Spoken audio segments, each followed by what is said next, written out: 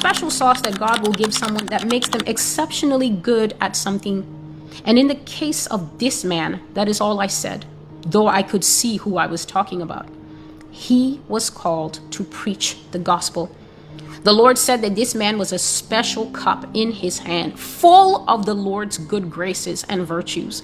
And this is why I do not reply when people come and say, he was always false. You just haven't been living long enough to have seen and inspected that man's older work before he became flawed, faulty, and a Freemason. The Lord said that he was full of the good graces of the Lord, but now he has profaned himself. This just means to wipe yourself with the filth of the dark kingdom while continuing to stand before the people as if you are clean and full of light. And God is not happy with him.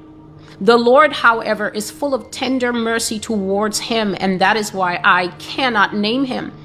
For God has a soft spot for him, but I see a cup filling against him. This cup was once gold, but it has now become tarnished, which is always a sign that there is reprobate activity going on. A precious metal turning dull means that you have lost it somewhere and that you have to repent and come back to Jesus in order for him to polish off those dull and evil spots of tarnishing. This cup is filling steadily with a dark red liquid that is God's judgment against this man. Because this man was given a double portion, he was doubly gifted. I see that his cup is twice as big as other ministers.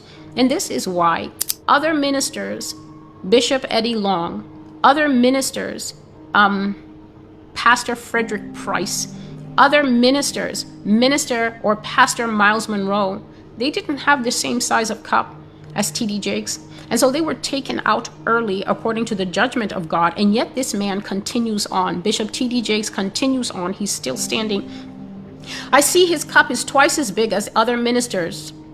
And I know that when this cup finally overflows, this man is going to hit trouble because God will make him drink that cup that he has filled by the profane things that he is doing. Let the reader read and understand.